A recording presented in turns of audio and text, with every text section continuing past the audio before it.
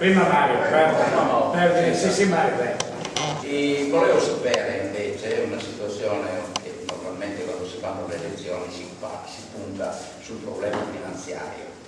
In teoria vorremmo sapere la situazione economica del Comune di Portogruaro. Cioè, la situazione economica del Comune di Portogruaro non è assolutamente mai stata evidenziata, oltretutto tenendo conto che la nostra Comune applica delle tariffe, diremo, delle addizionali sui molto alte, la tassa sui rifiuti diremo molto alte, che sono praticamente al di sopra delle medie degli altri comuni, e praticamente bisognerebbe capire le motivazioni perché questo tipo di sistema ha portato semplicemente a un indebitamento che secondo noi ha superato anche quelli che sono i limiti cosiddetti del patto di stabilità, che è stato poi in qualche maniera, quindi una situazione che è anche una situazione un momentino molto difficile, e quindi ho fatto questa domanda per sapere se voi potete dare una risposta, semplicemente tutto qua.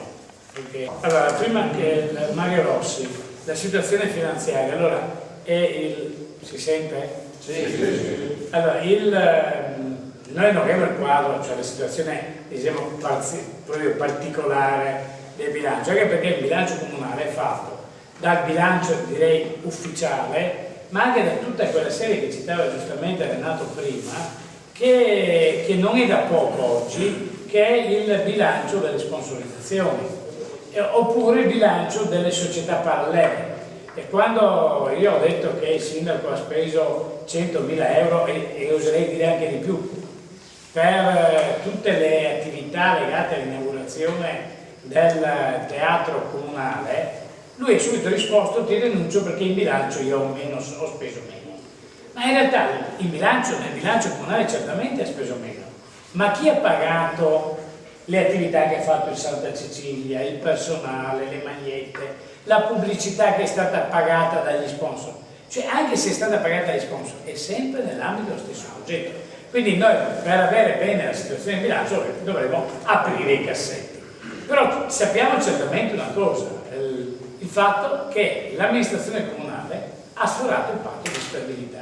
Sforare il patto di stabilità vuol dire non aver rispettato quella regola che la Commissione europea, che l'Unione europea diciamo ci ha imposto, e che l'Italia nel momento stesso in cui è entrata nel sistema dell'euro ha accettato, no? Come obbligazione, per cui bisogna rispettare un rapporto tra le spese e le entrate, e quindi questo indebitamento non può superare certi tempi. Un'amministrazione è libera di superarli, perché poi ha delle responsabilità, delle conseguenze.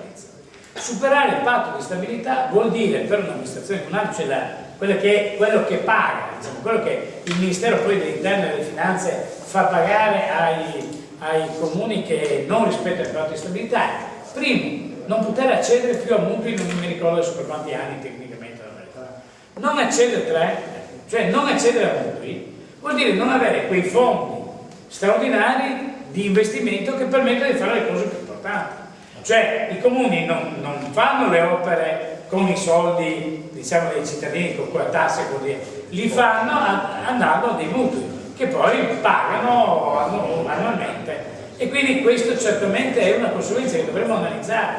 Non può assumere personale anche se va in pensione, e quindi tutto il discorso sulla sicurezza e sui vigili che noi avevamo pensato, dovremmo fare i salti mortali, dovremmo vedere, mettere in moto la fantasia degli amministratori per capire cosa fare, perché il comune di Portogruaro non potrà assumere, non solo, ma questa amministrazione ha anche fatto un'altra operazione, quello di rinviare i mutui in atto. Cioè se uno a casa ha dei debiti, no? E paga regolarmente i debiti dato all'anno, per pagare meno cosa ha fatto?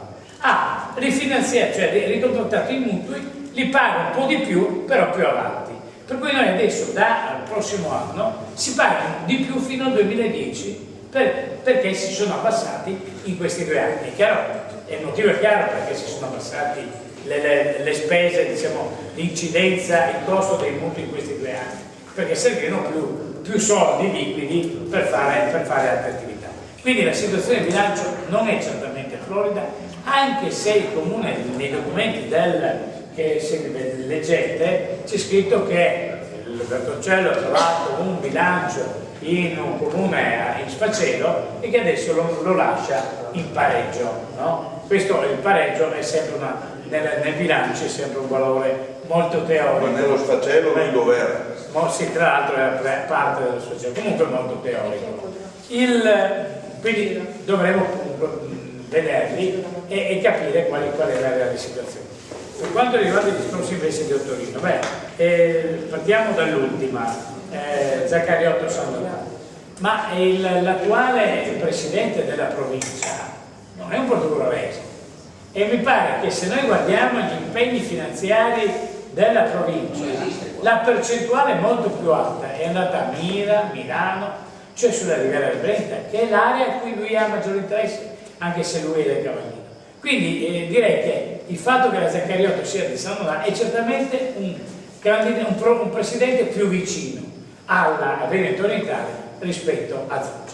Ma non solo, ma il fatto di essere contemporaneamente sindaco di una città e presidente della provincia, presidente della provincia con un grosso concorso del comune di Portogruaro nel diventare tale, no, come ne abbiamo già parlato, e lei guarderà con occhio particolare a Portogruaro.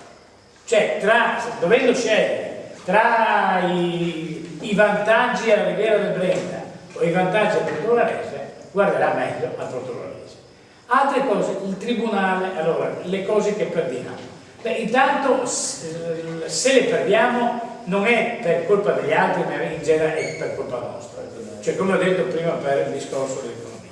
Ma guardiamo i casi particolari. Il tribunale, a parte che il tribunale c'è la lettera ufficiale del ministro che conferma che è il tribunale estero. Però facciamo un confronto tra quello che ha fatto il comune di Sandonato e il comune di Portogruaro rispetto al tribunale. Allora il comune di Portogruaro da anni è impegnato con la presidenza del tribunale di Venezia, da cui dipende la sezione del tribunale di Portogruaro, di superare una situazione di grande disagio per il tribunale. Non esiste in nessuna parte d'Italia che un tribunale sia inagibile per un giorno. No? Il tribunale di Portogruaro è inagibile il giovedì. Allora, da anni il presidente del Tribunale di Venezia ha fatto presente questo.